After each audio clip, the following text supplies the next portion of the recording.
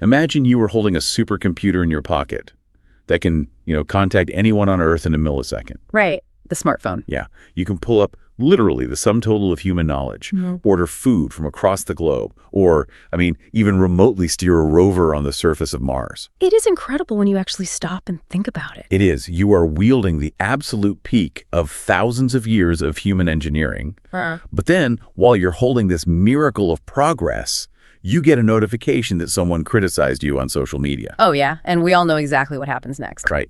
Instantly, your chest tightens, your heart rate spikes. You are suddenly consumed by the exact same crippling anxiety, tribal envy, and primal rage as a caveman from 10,000 years ago. It's just a stunning juxtaposition, really. We look at the outward machinery, the jet planes, the artificial intelligence, the medical breakthroughs, and we just naturally assume that because our tools have evolved so radically, we must have evolved alongside them. Which is completely false. That's a very comforting illusion. Yeah, but false. Because the moment you step into the world of human psychology, into how we actually treat each other, and how we treat ourselves in the quiet of our own minds, that illusion just shatters completely. It really does. The psychological landscape we navigate today is fundamentally identical to the one our ancestors wandered. Yeah. We might have swapped the spear for, the passive-aggressive email and the village gossip for a global algorithm, but the internal software hasn't received a single update. Which is the absolute definition of a developmental standstill. We are still driven by the same greed, the same fear of the unknown, and the same violence. The outward progress is really just a mask for inward stagnation. And that incredibly jarring contrast, Mars rovers on the outside, primal fear on the inside, is exactly what brings us here today. So, welcome to the Deep Dive. I am very excited for this one. Me too. Our mission today is to embark on a complete, absolute dismantling of the human brain's operating system. Sounds ambitious. Oh, it is. We are taking a vast collection of philosophical material, primarily centered around a profound manual for psychological revolution called Freedom from the Known by J. Krishnamurthy. A very heavy, very dense text. Exactly. So we are going to translate these incredibly dense concepts into everyday practical reality for you.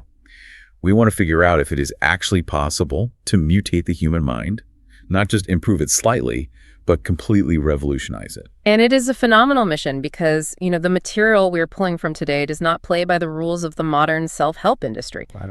If you go to a bookstore today, you will find thousands of volumes offering you a 10-step checklist for morning productivity. Or new method to manifest wealth. Right. Or ways to slightly optimize your misery. Yeah, how to be 5% less anxious during your morning commute. Exactly. But this material has zero interest in optimization. It poses a staggering question, which is, can we bring about a total revolution in the psyche itself rather than just rearranging the furniture in a burning house? So let's start where human beings basically always start when they realize the house is burning, which is the search for a savior, the trap of tradition. Right, the traditional approach. Because for millennia, humans have sought some sort of ultimate meaning. We want truth, we want peace, we want to understand reality.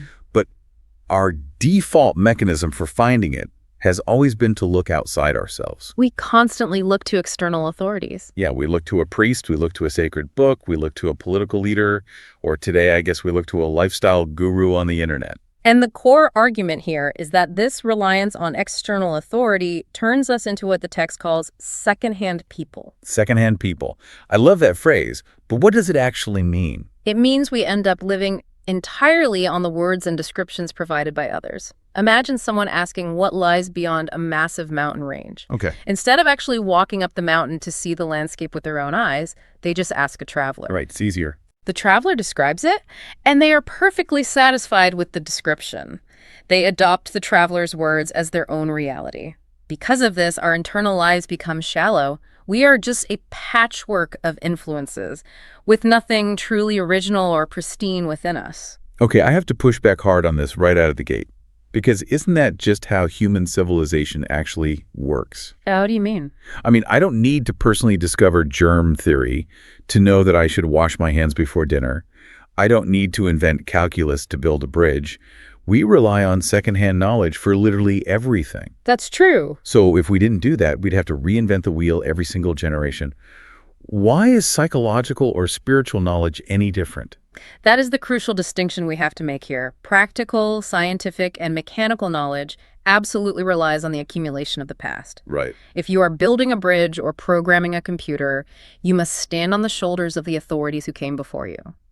But the psychological realm operates under a completely different physics. How so? When you rely on an authority to tell you how to be peaceful or how to love or what the meaning of life is, you are no longer investigating reality.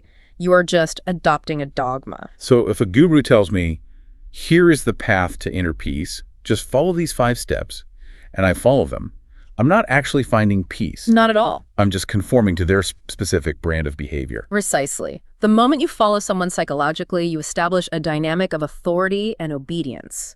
And the material asserts something very radical here. It says following an authority destroys both the leader and the follower. Wow. Destroys both of them. Yes, the leader becomes isolated in their power, and the follower is reduced to a dependent, fearful state, basically terrified of stepping out of line. You conform to a pattern, and in doing so, you crush your own ability to observe yourself as you actually are. That makes a lot of sense. Yeah. We trade our actual lived experience for the comfort of a prepackaged answer. And that brings up this really fascinating distinction the philosophy makes between an individual and a human being.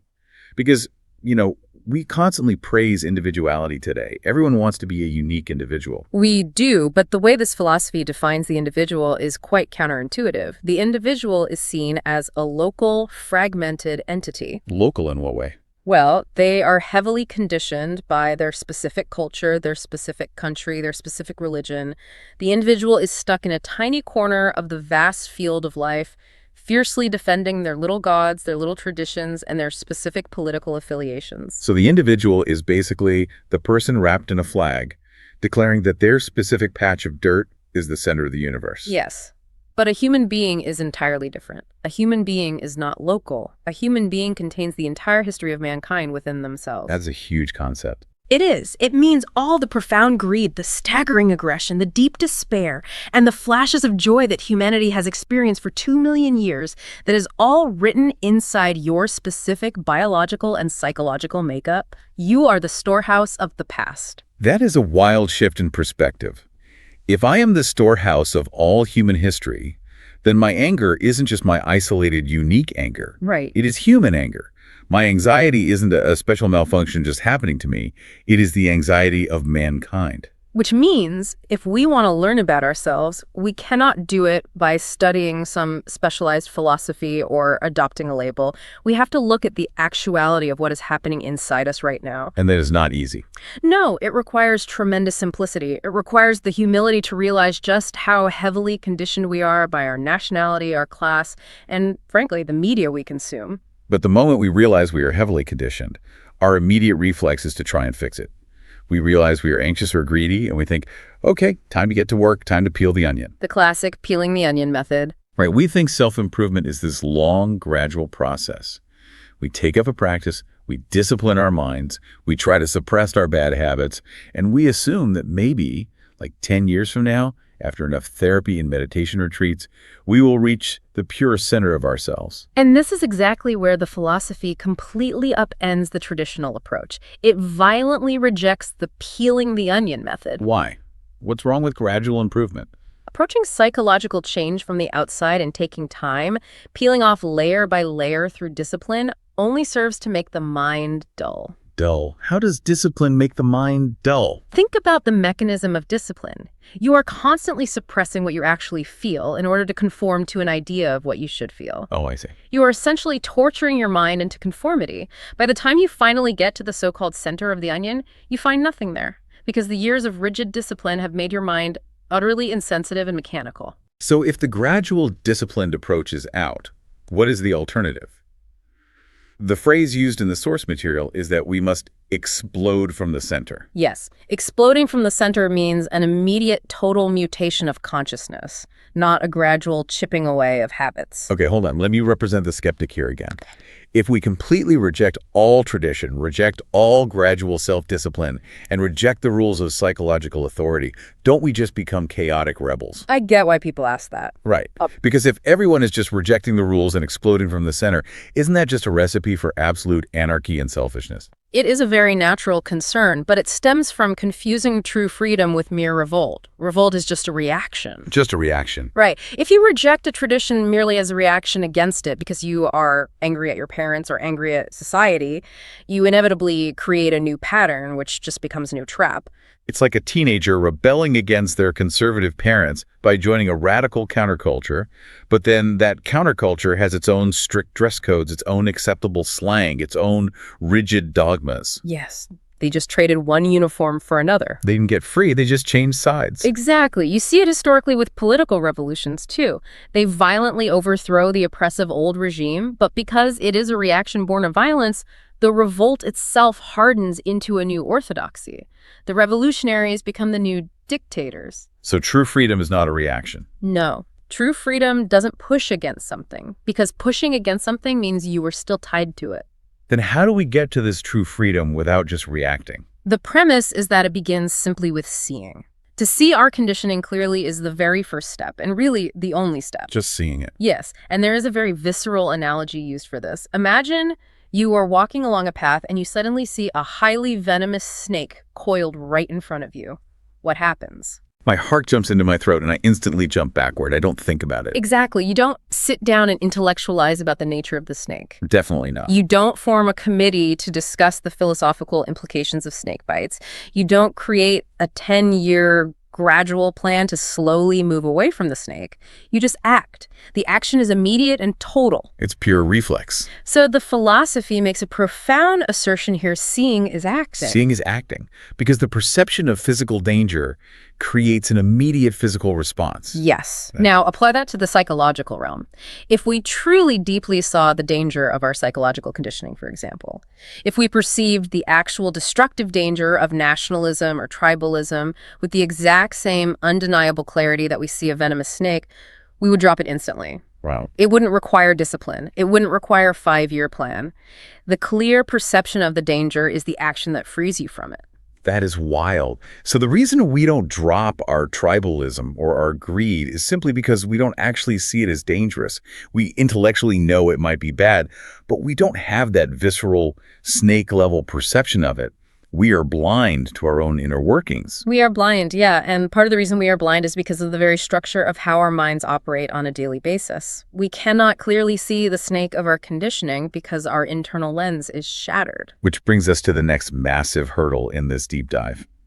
If we can't rely on outside authorities and we can't rely on gradual self-discipline, we have to look inside. But when we look inside, we realize our minds are completely fragmented. Utterly divided. Yeah. Consciousness is supposed to be this total field, a unitary process encompassing all our thoughts, feelings, and actions. But that's not how we live. We chop it up into competing factions. We live a highly compartmentalized existence. We have our work self, who might be ruthless, competitive, and completely fine with crushing a rival company. And then we have our home self, who is gentle, loving, and teaches our children to share. It's like two different people. Exactly. We claim to believe in loving our neighbor on the weekend.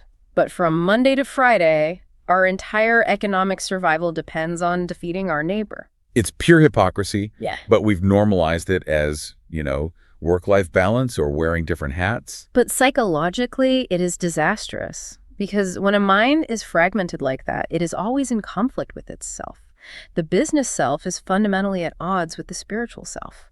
And a mind in conflict cannot truly pay attention to anything. This leads to a brilliant deconstruction of how we focus. We normally praise concentration. If you can concentrate on your work or your studies, you are considered disciplined. But the argument here is that concentration is actually a form of exclusion. Think about the mechanics of concentration. When you are concentrating on a book, what are you doing? Staring at the pages. Right. You are building a mental wall around the book, and you are actively fighting off every other stimulus. You are resisting the sound of the traffic outside. You are fighting off the memory of an argument you had earlier. Concentration is an act of resistance. It is a battle. But attention, true attention, is entirely different. Attention excludes nothing. To illustrate this difference, there is a darkly humorous story from the text. Imagine a car driving through the chaotic streets of India.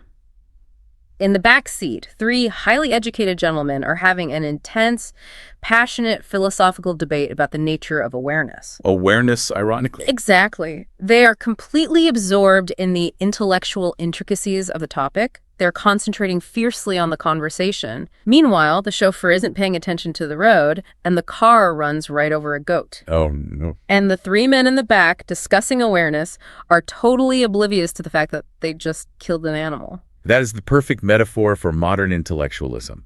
They were concentrating so hard on the concept of awareness that they possessed absolutely zero actual awareness of their physical environment. Precisely. Because they were in a state of exclusion. True attention means you are giving your whole being, your eyes, your ears, your nerves, your heart, to the observation of the present moment. And when you observe totally, there is no boundary between you and the environment. There is no contradiction and therefore no conflict. So why can't we maintain that kind of total attention? Why are we always slipping back into that narrow, exclusionary concentration or just completely zoning out? The culprit, apparently, is our constant mechanical pursuit of pleasure and our desperate avoidance of fear. Let's look very closely at the machinery of pleasure, because it is the engine of human misery. Pleasure is the engine of misery. Yes, we all want pleasure, obviously, but we rarely stop to analyze how a moment of pleasure actually comes into being. The framework provided breaks it down into 4 distinct stages: perception, sensation, contact, and desire. Okay, let's use a modern example. I am scrolling on a car blog and I see a photo of a brand new, incredible sports car. That's perception. Right. And immediately upon perceiving it, there is a biological response. Your heart might beat a little faster, your pupils dilate. That is sensation. Then I imagine myself sitting in it. I can almost feel the leather steering wheel in my hands. I can hear the engine roar. That's contact. And out of that contact springs desire. You think, I want to own that car. I want to be the person seen driving that car. But where does it go wrong? It seems like a perfectly natural sequence of events. The sequence itself is natural. The problem is what happens next. Let's use something less material. You are walking in the woods and you see a remarkably beautiful sunset. You stop. For a split second, there's sheer delight. This is pure awe. Yes. Yeah. In that exact moment, there is no you analyzing the sunset. There is only the immense beauty of the colors and the light. It is a spontaneous, living joy. But then, almost instantly, thought steps in. Thought steps in and ruins the party. What does thought do? Thought chews on the delight. It turns a living experience into a memory. You start thinking, wow, that was incredible. I need to take a picture of this to show my friends. I must come back here tomorrow to see again. I must have that feeling again. So it commodifies the feeling. Right. Thought takes a fleeting, beautiful reality and demands that it be turned into a permanent, repeatable formula. It tries to capture the wind in a box. And by trying to sustain a memory of joy, thought turns it into the pursuit of pleasure. That is such a subtle but devastating shift. Joy is immediate and unasked for. But pleasure is the mechanical demand to repeat yesterday's joy. It's like chewing on a piece of gum from yesterday, desperately trying to squeeze the flavor back out of it. That's a great way to put it. And because you are demanding that yesterday's flavor return tomorrow, you live in constant anxiety that you won't get it. Which is the tragic irony. The demand for the repetition of pleasure inevitably, inescapably, brings its shadow. And the shadow of pleasure is pain and fear. Let's unpack the mechanism of fear, because this completely changes how I view anxiety. The argument is that fear is not some mysterious psychological disease. Fear is born entirely from thought. Specifically, thought dividing our lives into the past and the future. Let's test this in reality. At this exact second, as you and I are having this conversation, and as the listener is hearing this, is there any immediate danger? Usually the answer is no. Right. You are sitting in a chair or driving a car or washing dishes. In the razor-thin slice of the actual present moment, there's rarely fear. But what is your mind doing?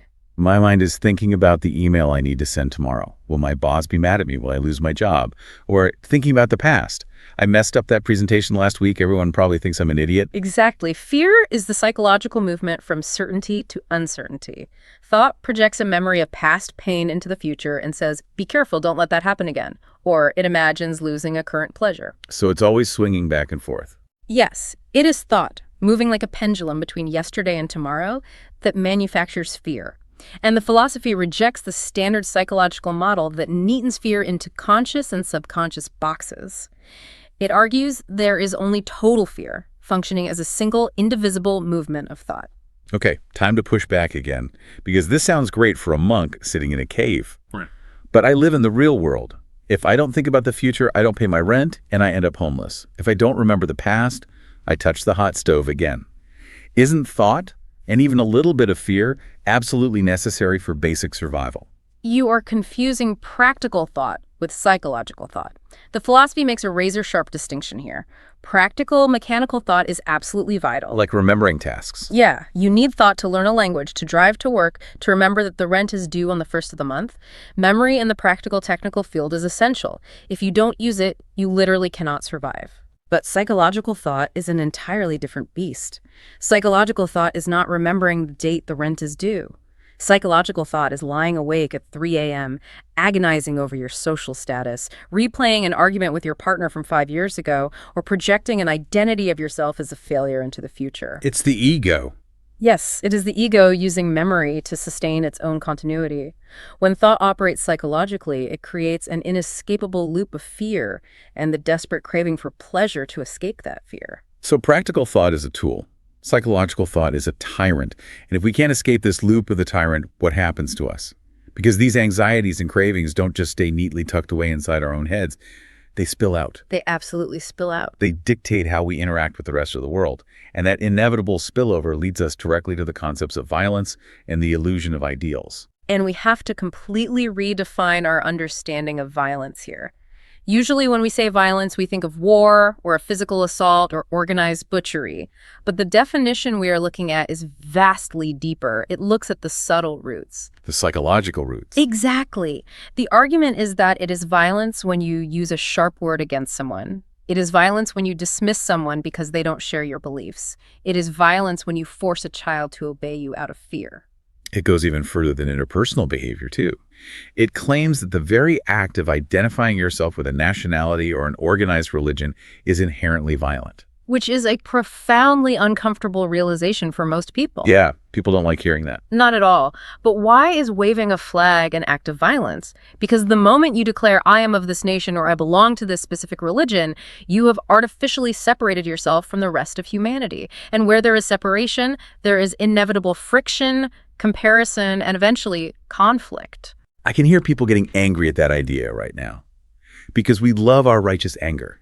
We feel completely morally justified when we get angry because someone insulted our country or disrespected our family or violated our deeply held political beliefs. We think, my anger is good, it is righteous. But this philosophy absolutely strips that away. It insists there is no such thing as righteous anger. There is only anger. The human mind is brilliant at justifying its own brutality, isn't it? We say, my anger is good because I'm defending democracy, or their anger is bad because they are defending tyranny. We wrap our violence in noble language. But to truly understand the nature of violence, we have to look at the feeling itself without any justification or condemnation. What does it mean to look at anger without condemning it? I mean, isn't it bad to be angry? The moment you say anger is bad, you have taken a side against a part of yourself. You become divided. The good part of you is trying to suppress the bad part of you. You are literally doing violence to your own mind. Oh, wow. I never thought of it like that. Right. If you condemn the anger, you repress it, where it ferments into bitterness. If you justify the anger, you feed it, and it explodes outward. The alternative is choiceless observation. You must observe the fact of the anger rising in your chest as simply and objectively as you would observe a dark cloud moving across the sky. One of the sneakiest ways we avoid looking at our actual anger is by inventing an ideal. The illusion of ideals is a massive theme here. We see that humanity is violent, so what do? We create an ideal called nonviolence, and we make it our goal. We preach it, write books about it, but the argument is that pursuing the ideal of nonviolence actually sustains the violence. This is a devastating critique of almost all religious and social reform movements. Let's look at the mechanics of an ideal. An ideal is an abstraction. It is a projection of what should be. Reality, on the other hand, is what is. So what is means the fact that I am currently a jealous, angry person. Exactly. When you are violent, but you're striving for the ideal of nonviolence, what are you actually doing? You are living a double life. You're living in hypocrisy. You're splitting yourself again. Right. You are sitting there thinking, I am a violent person today, but if I practice hard enough, 10 years from now, I will be peaceful. The effort, the constant conflict between the reality of what is and the fantasy of what should be drains all your energy. It's like arguing over the hair color of the fireman while your house is burning down to the ground. You are so obsessed with the future concept of water that you aren't dealing with the flames currently engulfing your kitchen. That's a very vivid way of putting it, yes. But again, let me play devil's advocate. If I don't have the ideal of being a good, peaceful person to strive toward, won't I just wallow in my bad habits? Won't I just give up and act like a savage? That assumes that observation is passive, which it is not. The expert insight from this philosophy is that seeing what is completely without the escape hatch of an ideal gives you tremendous, immediate energy to act. Energy to act, not just sit there. Exactly. When you stop escaping into the fictional future of what should be, you have nowhere left to hide. You have to face the agonizing reality of your jealousy or your anger right now, in this second. To hold your attention on what is, without running away, requires a mind that is, as it is beautifully described, as sharp as a needle and strong as a diamond. The attention itself dissolves the anger. Because you aren't wasting energy fighting an imaginary future battle. You are dealing with the reality of the present. And this conflict between what is and what should be absolutely destroys how we relate to other people. The text makes this chilling claim: we don't actually have relationships with real human beings. We have relationships based on images. Think about your closest relationships. Over years of interaction, your brain constructs a complex image of your partner, your boss, your best friend. This image is built from memories: how they comforted you, how they betrayed you, their annoying habits, the things they said last Tuesday. We catalog everything. We do, and they in turn have built an equally complex psychological image of you. So when I sit down at the dinner table with my partner, it's not actually me interacting with them. No, it is your image of them interacting with their image of you, two psychological constructs clashing together. Wow. The actual living, breathing human beings are hidden behind these massive defensive screens. And because these images are rigid and based on the past, there is constant friction. The image cannot adapt to the newness of the present moment. That is why relationships are so full of conflict. To break free from this, we are told we have to find a state of true inward poverty, which, it's important to clarify, has nothing to do with giving away your money. It critiques the superficial poverty of a monk who gives up material possessions, puts on a simple robe, but is still psychologically seeking spiritual prestige or enlightenment or a higher status in his monastery. That monk is still immensely greedy. Right. True inward poverty means being completely psychologically free of all society's demands, no seeking, no asking, no desire to become anything. It is a state of total emptiness. But to truly live in that emptiness, to discard our ideals and our images, we have to slay one of the biggest, most deeply ingrained illusions of all. We have to dismantle psychological time. This is where things get incredibly profound. We usually think of time as just the ticking of the clock, chronological time. It takes 10 minutes to walk to the store. It takes a year to learn a language. That kind of time is an undeniable physical reality. But the philosophy points out a second kind of time, which is psychological time, the interval between an idea and an action. And what's fascinating is how psychological time is linked directly to human sorrow. And we literally invent psychological time as a mechanism to avoid dealing with our problems immediately. We use time as a buffer. Give me an example of how we use time as a buffer. Suppose you realize you have a deeply toxic habit, like a burning jealousy that ruins your relationships. Instead of facing it completely in the moment and ending it, thought intervenes. Thought says, yes, I am jealous. It's a problem. I will read a book about it. I will go to therapy. I will slowly work on it. And eventually, I will be free of it. You have just invented psychological time. Because I inserted an interval between the perception of the problem and the resolution of the problem. Exactly. And the philosophy states explicitly that time is the sorrow. So long as there's this interval created by thought, the jealousy continues. The suffering continues. You are hoping for a future where you are better, but you are suffering in the present. So you're trapped. Yes. You cannot become free gradually. The very introduction of time into a psychological problem enslaves you to that problem indefinitely. This completely destroys the old cliche that time heals all wounds. We always say that to people who are grieving or hurt. Just give it time. But this is arguing the exact opposite. Time doesn't heal the wound. Time is the thing keeping the wound open. That's right. Because thought is using time to go over and over the memory of the past, wishing it were different, hoping, regretting. We use time to avoid the painful reality of the present moment.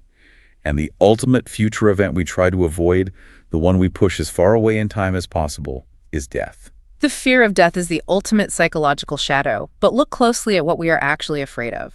Are we afraid of the physical act of dying?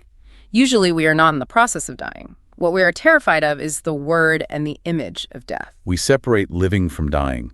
We treat living as this endless struggle to accumulate things, money, memories, relationships, status.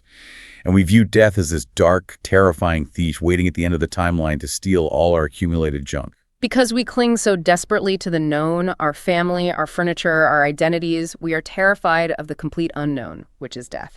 We push it away into the future. But the radical proposition here is that in order to live fully, to truly be alive, we must die psychologically every single minute. Die every minute. That sounds poetic, but what does it actually look like for you or me walking down the street? How do you realistically die every day? Dying every day means consciously and completely emptying the mind of its daily accumulations, its longings, and its agonies. There is a classic Zen story that perfectly illustrates this mechanism. Two monks are traveling together. They have taken strict vows never to touch a woman. Okay. They come to a river that has flooded its banks. Standing there is a young woman in beautiful silk clothes, crying because she cannot cross the muddy water. Right, without ruining her clothes or drowning. So the first monk doesn't hesitate. He simply picks her up, carries her across the swirling river, puts her down safely on the other side, and continues walking. The second monk is absolutely horrified, but he says nothing. Hours go by. They walk for miles in silence. Finally, the second monk can't contain himself anymore. He explodes. "Brother, we took a sacred vow. You touched a woman, you carried her in your arms, you committed a terrible sin." And the first monk replies, The first monk looks at him and says, "I left her by the river 2 hours ago. Are you still carrying her?" wow, that hits like a freight train. The second monk was carrying the psychological burden. He was carrying the memory, the judgment, the outrage. He was living entirely in psychological time. While the first monk met the challenge of the present moment, acted instantly out of compassion, and then completely died to the experience the moment it was over. He carried no residue. He was living purely in the present. If we could actually live like that, if we could step out of psychological time and die to the past every minute, the space between ourselves and the world would vanish. We wouldn't be reacting to today's challenges through the filter of yesterday's scars. And when that space vanishes, we move into some of the most beautiful and difficult concepts to grasp in this deep dive. This brings us to the true nature of love, beauty, and the absolute core of the philosophy, which is the illusion of the observer. To understand love, the approach is via negation. We have to strip away everything that love is not. We use the word love so casually, but what we usually mean is mutual exploitation. The philosophy is ruthless about this. It states clearly, love is not duty, love is not responsibility, love is not pleasure, and it is definitely not dependence. We say to someone, "I love you," but beneath that phrase, the subtext is often, "I love you as long as you belong to me. I love you as long as you provide me with emotional security, comfort, and physical pleasure." It's a transaction. Exactly. The moment that person threatens our security, perhaps they look at someone else or they change their mind, that so-called love instantly turns into jealousy, anxiety, and vicious hate. Real love cannot turn into hate. If it does, it was never love, it was just attachment. There is a part of this analysis that is incredibly hard to hear, especially for parents. The argument points out that parents think they love their children by preparing them to fit into society. They want them to get good grades, go to a good college, get a respectable corporate job. But the philosophy asks, what is this society you are fitting them into? It is a society based on ruthless competition, brutal economic warfare, greed, and conflict. It is a society that inevitably produces wars. If you are grooming your child to seamlessly integrate into a machine that produces war and suffering, you are essentially preparing them for the battlefield. You are teaching them to be ambitious, which means teaching them to crush others to get ahead. That, the argument concludes, is not an act of love. That is a brutal realization. We dress up our desire for our children's respectability and call it love, when really we just want them to reflect well on us. Yeah. It also tackles the idea of grief. It claims that sorrow and love cannot coexist. It gives the example of crying at a funeral. When someone you love dies and you weep, who are you actually crying for? It requires deep, uncomfortable honesty to answer that. Are you crying for the person who is gone, or are you crying for yourself? You're crying because you are suddenly lonely. You're crying because your companion, your source of comfort, has been taken away. It is an expression of profound self-pity, and self-pity has nothing whatsoever to do with love for the other. Which brings us to the redefinition of beauty. We usually think of beauty as an attribute of an object. A beautiful painting, a beautiful face, a beautiful mountain. But here, beauty is described as a state of being. Beauty exists when the observer is totally abandoned, When there is complete silence and attention without a me judging, evaluating, or comparing, that state of inner stillness is beauty itself. Which perfectly sets the stage for the most complex, brain-breaking, and ultimately liberating concept in this entire exploration. The phrase that everything hinges on the observer is the observed. Okay, we need to go incredibly slow here, because this is where the language itself fights against our understanding. The thinker is the thought. I'm going to struggle with this because my entire life is based on the idea that there is a me inside my head, piloting the ship. Let's break it down mechanically. When you feel anger, what happens? Instantly, your brain creates a division. There is the anger, and there is the I who is feeling the anger. You say, I am angry, and I must control my anger. Right. The I is the judge, the censor. The anger is the thing being judged. But look at the composition of that I, that observer. What is it made of? The observer is simply a bundle of past memories, cultural conditioning, and accumulated experiences. It is an entity created by thought. Now, what is the anger? The anger is also a reaction based on past memories and conditioning. Therefore, the observer is made of the exact same material as the anger. Wait, so the I that is trying to control the anger is just another thought? Yes. The observer is the observed. The thinker is the thought. It is not two separate entities. It is one single psychological movement that thought has artificially divided into two in order to create the illusion of control. So it's like a wave in the ocean deciding it doesn't like being wet and trying to control the rest of the ocean. Yeah. Or a fire deciding it needs to put itself out. It is a biological impossibility. Exactly. And because it is an impossible contradiction, attempting it creates massive internal conflict. You spend your whole life fighting yourself. But if I truly realize that I am the anger, that there is no separate me to discipline it, suppress it, or run away from it, what happens? Yeah. If I can't do anything about it, when I just become consumed by rage? No, the opposite happens. When you profoundly realize that you are the anger, all action born of like and dislike comes to a dead halt. You realize that any movement to escape the anger is just the anger trying to escape itself. In that realization of total immobility, the conflict ceases. And when the conflict between the observer and the observed ceases, a tremendously alive, highly intelligent energy takes over. The anger dissolves, not through effort, but through absolute attention. There's an amazing story used to illustrate this spaceless awareness. An ancient Chinese artist was tasked with painting a magnificent tree. But he didn't just walk up, sketch it, and leave. He sat before the tree for months, perhaps years. He watched it in the winter snow. He watched it in the spring rain. He sat there until the space between the observer and the tree simply vanished. He didn't anthropomorphize the tree or identify with it intellectually. The boundaries of his own ego ceased to exist. He was the tree. And only in that state of non-division could he pick up his brush and truly paint it. To achieve that level of awareness seems almost impossible, given how chaotic our modern brains are. Our brains are constantly chattering, analyzing, defending. To get to that silence, we have to fundamentally understand the machinery of our own thinking and discover what true meditation actually is. The material makes a very bold, almost scientific statement here. Thought is matter. Thought is not some mystical, ethereal substance. It is a physical, chemical process. It is the response of memory, which is stored as data in the biological brain cells. If thought is just the mechanical response of memory, then thought is always rooted in the past. Precisely. Thought is always old. It can never be fundamentally new. Therefore, thought cannot possibly solve the enormous, completely new psychological crises of living. You cannot use the past to uncover the unknown. We think our intellects are the highest human achievement. We try to think our way out of our depression or our anxiety. But using thought to cure psychological sorrow is like using muddy water to wash a dirty window. You're just smearing the dirt around in different patterns. You might call one pattern therapy and another pattern philosophy, but the window never gets clean. This is why the material aggressively attacks the modern obsession with seeking new experiences. We live in a culture desperate for experiences. We travel to exotic places, we seek extreme sports, or, very common today, people take psychedelic drugs or go on intense retreats, hoping to experience an expanded consciousness or a mystical vision. Because our daily lives feel so empty and mechanical, we demand a chemical or spiritual fireworks show to feel alive. But the philosophy points out a devastating logical flaw in seeking experience. Suppose you take a drug or go into a deep trance and you have a profound vision of a deity or an angel or a feeling of universal oneness. How do you recognize that experience? You can only recognize it if you already have the memory of it or the cultural concept of it stored in your brain. Right.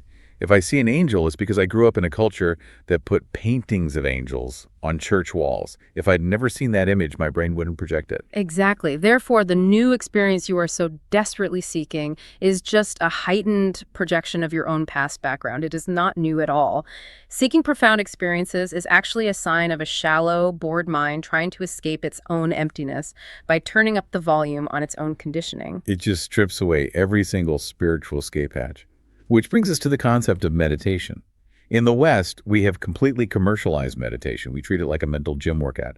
We think meditation is sitting in a corner, crossing your legs, forcing your mind to be quiet, and concentrating on your breath or a mantra. And this philosophy mocks that approach mercilessly. It says that repeating a mantra, whether it is a highly revered ancient Sanskrit word like Om, or simply repeating the phrase Coca-Cola over and over, will achieve the exact same result. I love the Coca-Cola analogy. It completely deflates the mystical pretension. Because the mechanism is identical. If you repeat any word rhythmically, you will naturally induce a state of mild self-hypnosis. Your brain waves will slow down, you will feel a sense of quiet. But it is the quietness of a machine running on idle. It is the quietness of a mind that has been hypnotized into a stupor. It leaves you with a petty, shoddy, insensitive little mind. It has nothing to do with discovering reality. So if it's not repeating Coca-Cola, and it's not forcing your brain into submission, what is true meditation? True meditation is choiceless awareness. It is the understanding of the totality of life, where the fragmentation between the observer and the observed ceases.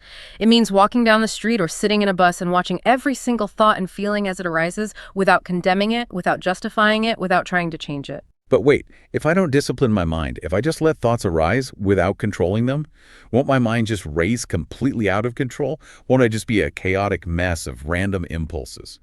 That is the fear of the controller, who thinks they are keeping the whole system together. But the very act of choiceless observation is its own discipline. Let's say a thought of intense jealousy arises. Instead of fighting it, you simply watch it. You see where it came from. You see how it is trying to protect your ego. In the pure light of that non-judgmental observation, the thought realizes its own absurdity, and it naturally, effortlessly quiets down. You don't have to put a lid on it. True silence is a state where the brain cells themselves become fresh, innocent, and unburdened because they have deeply understood their own mechanical limitations. And this silent, meditative mind is not the finish line. We aren't doing this just to feel relaxed. This state of choiceless awareness is the necessary foundation for a total revolution in how we exist in the universe. We have tried to solve the massive crises of humanity: war, inequality, starvation, hatred, by rearranging the outward structures. We invent new economic systems, new political ideologies, new laws.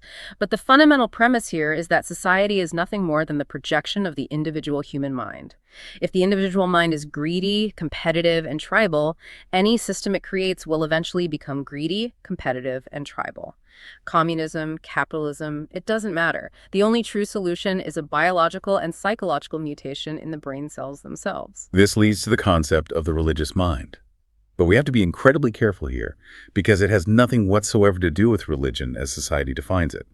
It doesn't mean you go to a specific building on Sundays or face a certain direction when you pray or believe in a specific theology. In fact, belief is seen as an absolute barrier to the religious mind. The true religious mind is a state of existence with no fear, no belief, and no seeking. It deals exclusively with what is, and in that state of observing what is, there is an explosion of pure energy. Unpack that connection for me. How does observing reality create energy? Think about how much energy you waste every single day in conflict. You are angry, but you want to be peaceful. You are jealous, but you want to be secure. This internal friction, this constant battle between your reality and your ideals, drains your vitality. When the mind is completely free of that conflict, when the the friction stops. Energy without friction is boundless. That energy translates into profound passion. Passion in this context isn't about being really excited about your hobbies. It's a vital, surging life force. And without that passion, we cannot possibly discover truth. But we lack this passion because we've been conditioned for 10,000 years to be passive. We just wait for an authority to tell us what to do. We are waiting for a savior. But the ultimate warning of this material is that the moment a guru, a priest, or a politician says, "I know the truth, follow me," that is the exact proof that they do not know. Truth cannot be organized. And you cannot invite truth. You cannot practice a specific meditation technique to force reality to reveal itself to you. The metaphor used is beautifully simple.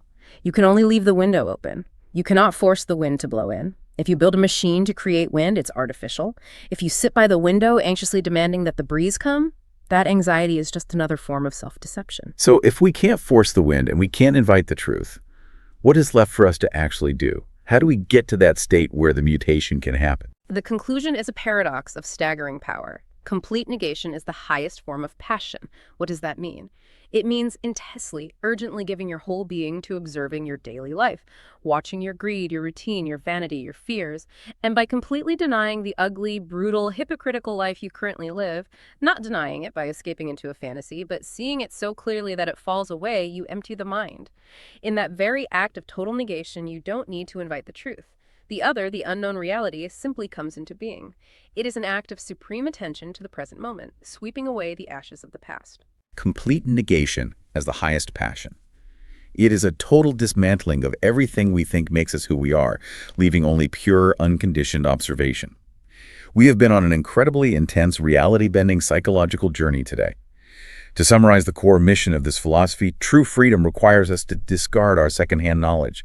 It requires us to stop relying on authorities to tell us how to live. It asks us to look at the fragmented, contradictory nature of our own minds and realize that our pursuit of pleasure is the exact machinery creating our fear. It demands that we see how our ideals and our concepts of righteous anger only sustain our violence. And most profoundly, it challenges us to end the illusion of division, to realize that the observer is the observed, that we are the very things we are trying to run away from. By dying to the past every single day, we step out of psychological time, ending the sorrow that comes from always hoping for a better tomorrow. Before we wrap up this deep dive, I want to leave you with a final, practical thought experiment to try on your own. It builds on everything we've just discussed. The next time you're sitting outside, look at a tree. But try to do it without using the word tree. Imagine if you actually managed to empty your mind of all past knowledge, all language, all your botanical labels, and all psychological time, even just for 10 seconds. How would you experience the physical world? Stripped of the human label of tree, stripped of the word sky, stripped of the name of the bird on the branch, what would happen? Would the raw, unfiltered data of light, color, gravity, and sound feel like stepping into an entirely different dimension of reality? Think about what it would actually feel like to exist without a name, without a past, without an identity to protect, experiencing the vast, vibrating universe purely as it is. Like we said at the very beginning, we are so comforted by the visible progress of our technology. We love our supercomputers and our space missions. But maybe the real frontier, the only progress that actually has the power to save humanity from itself, is looking into the messy, chaotic depths of our own minds, abandoning our secondhand answers, and having the courage to finally, simply open the window. Keep your window open. We will see you on the next deep dive.